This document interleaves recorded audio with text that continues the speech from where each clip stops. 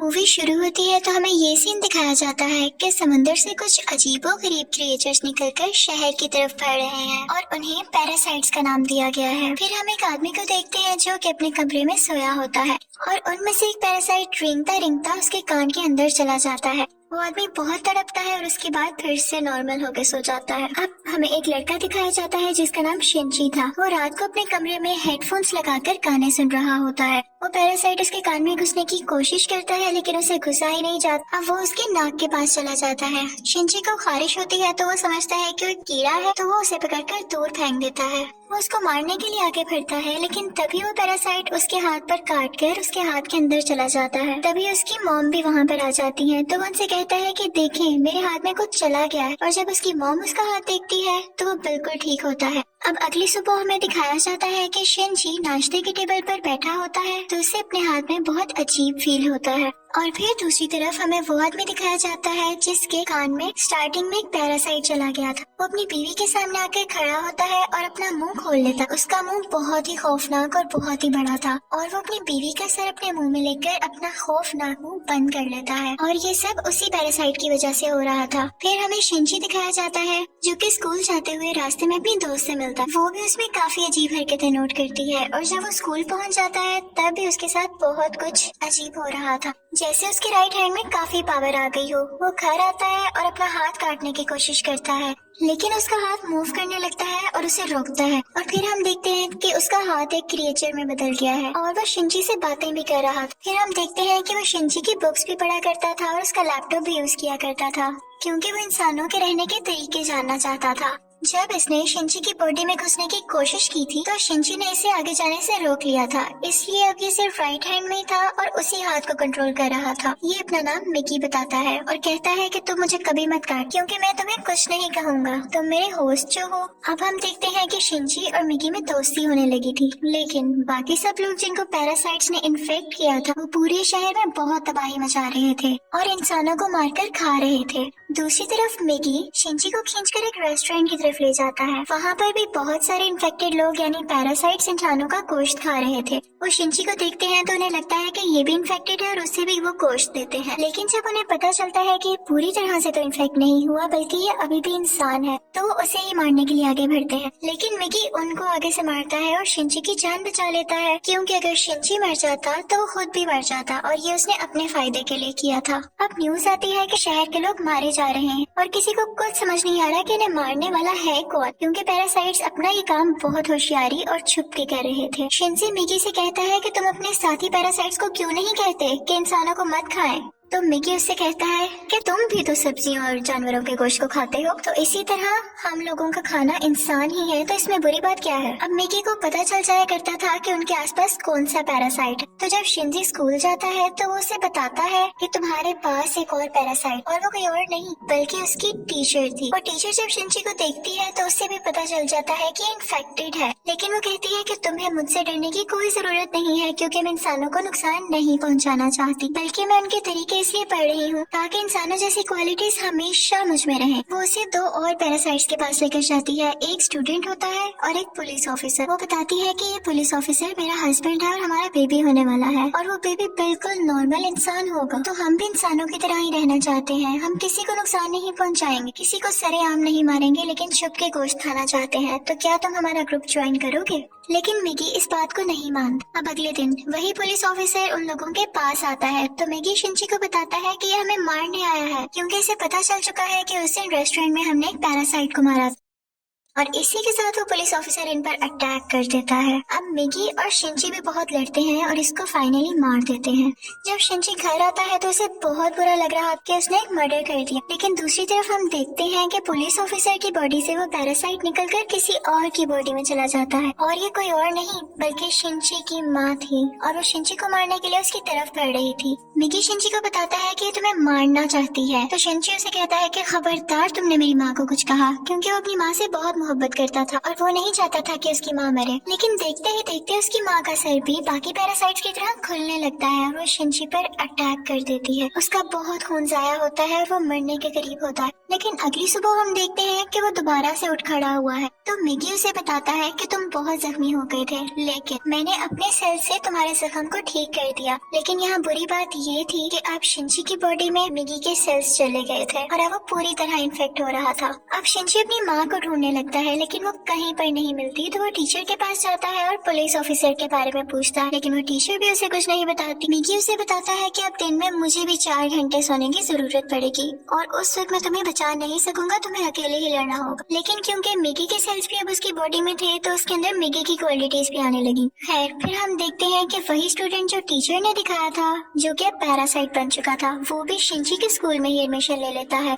वो शिनची का दोस्त बनने का ड्रामा करता है, लेकिन आहिस्ता आहिस्ता सबको पता चल जाता है कि वो पैरासाइट है और फिर वो स्टूडेंट इन सबको मार देता है। इसके बाद वो शिनची की दोस्त को भी मारने भरता है, लेकिन शिनची अपने दोस्त को उठाकर बिल्डिंग से जंप लगा देता है। अब वो टीचर वहाँ पर आती है और वो चाहती थी कि स्टूडेंट मर जाए, क्योंकि इसकी वजह से उसका राज भी खुल सकता था। वो वहाँ पर ब्लास्ट करती है, लेकिन उसे कुछ नहीं होता और फिर पुलिस वहाँ पर आ जाती है, लेकिन वो पुलिस को भी मार देता है। अब मिगी शिनची को बताता है कि वो बिल्डिंग की छत पर है और शिनची दूसरी बिल्डिंग की छत पर जाकर उसे एरो से मार देता है। और उसके बाद वो टीचर के पास जाता है और उस पुलिस ऑफिसर का एड्रेस पूछता है, जो कि पैरासाइट था, और टीचर अब उसे एड्रेस दे देती है।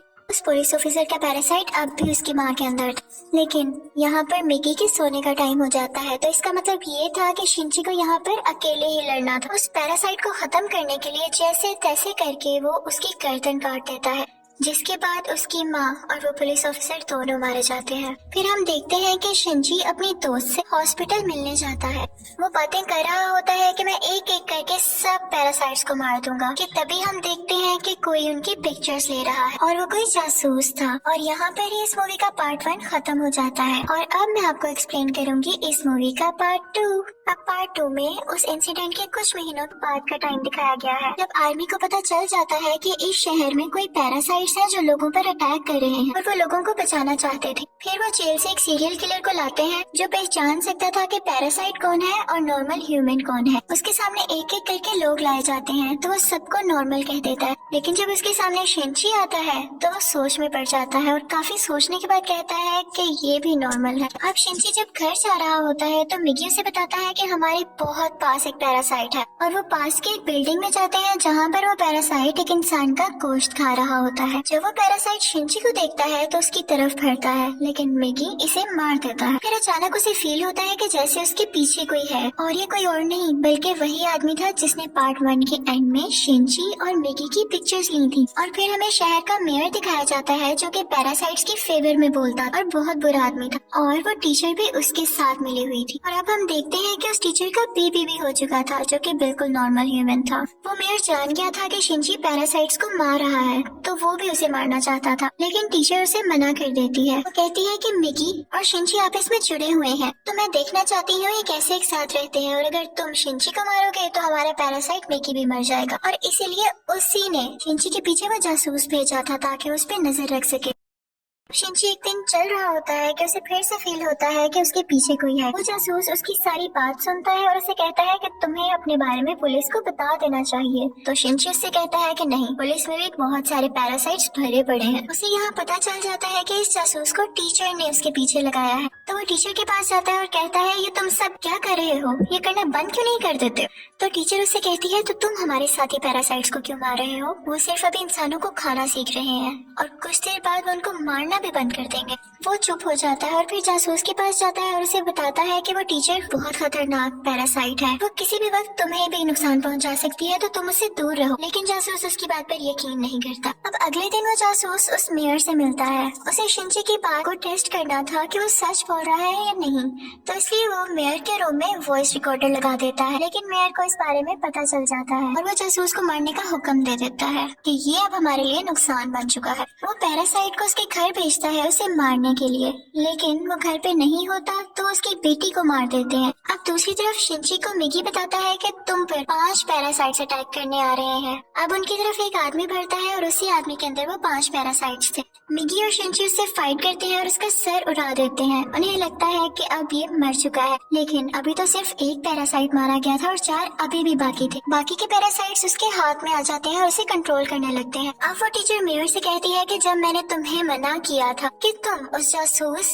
या शिनची को मारने के लिए पैरासाइट नहीं भिजवाओगे तो तुमने ऐसा क्यों किया। अब मेयर यहाँ पर नोट करता है कि उस टीचर के दिल में माँ बनने के बाद इंसानों वाले इमोशंस वापस आ रहे थे, तो इसे ये बात बिल्कुल अच्छी नहीं लगती। वो उस टीचर को मारने के लिए 3 पैरासाइट्स भेजता है, लेकिन चूंकि वो भी पैरासाइट थी तो उसको पता चल जाता है कि कोई उसे मारने आ रहा है और वो उनको पार्किंग में बुलाती है और उन तीनों से अकेले ही मुकाबला करके उन्हें मार देती है। लेकिन जब वो घर आती है तो वो देखती है कि उसका बच्चा वहाँ पर नहीं है और उसे एक नोट मिलता है जिस पर लिखा होता है कि तुम्हारा बच्चा मेरे पास है और ब्रिज पर मुझसे मिलने आओ। इनफैक्ट वो नोट उस जासूस का था। वो अपनी मरी हुई बेटी का बदला लेना चाहता था टीचर के इस बेबी को मारकर। वो टीचर घबराते हुए शिनची को भी अपने साथ वहाँ लेकर जाती है, तो शिनची उस जासूस को बताता है कि तुम्हें इसे मारकर कुछ नहीं मिलेगा क्योंकि ये बेबी एक नॉर्मल इंसान है। इसी दौरान आर्मी भी वहाँ पर आ जाती है और उन्हें पता चल जाता है कि मेयर ने अपनी बिल्डिंग के अंदर बहुत सारे पैरासाइट छुपाए हुए हैं। अब वो बिल्डिंग से एक एक करके लोगों को निकाल रहे थे और उनमें से जो पैरासाइट था वो उसको शूट करते जा रहे थे।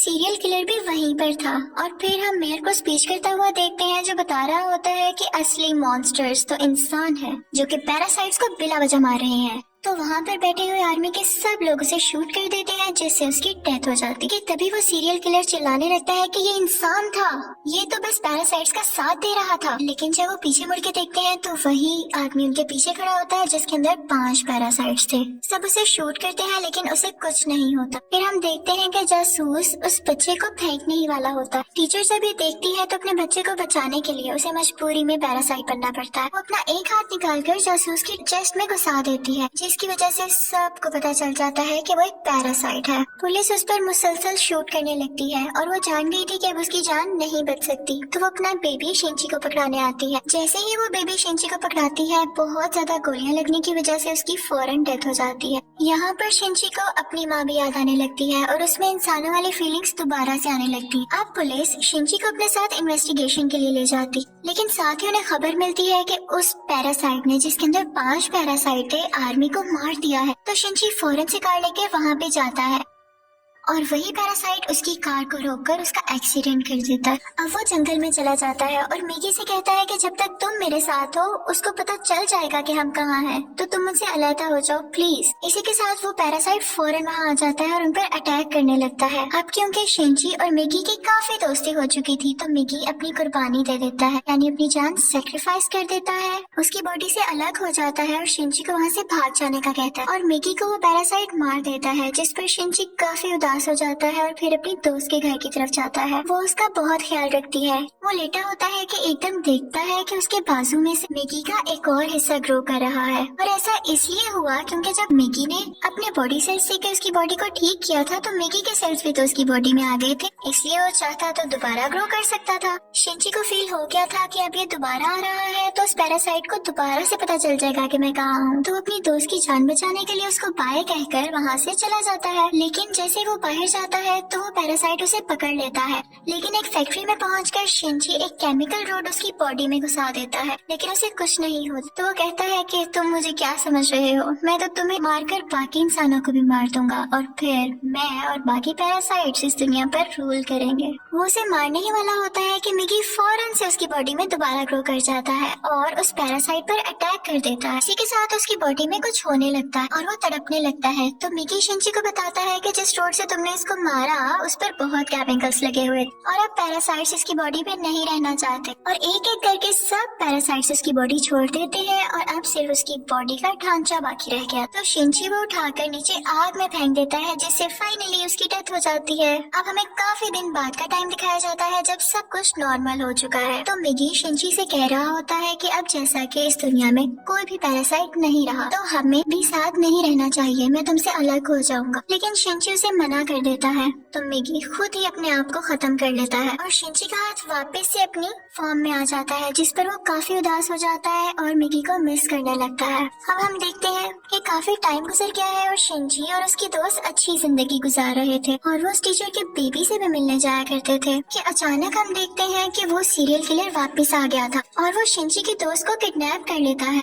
वो उसके कान में कहता है कि असली मॉन्स्टर इंसान है, लेकिन शिंची की दोस्त उसे कहती है कि असली मॉन्स्टर तो तुम हो, तुम लोगों को मारते हो। तो इस बात पर वो सीरियल किलर उसको बिल्डिंग से नीचे धक्का दे देता है, लेकिन शिंची फौरन से जाता है और अपना हाथ लंबा करके उसे बचा लेता है और यहाँ पर उसे फील होता है कि उसकी मदद यहाँ पर मिगी ने की है। और यहाँ पर मूवी फाइनली खत्म हो जाती है, यानी पार्ट 2 भी। Thank you for watching.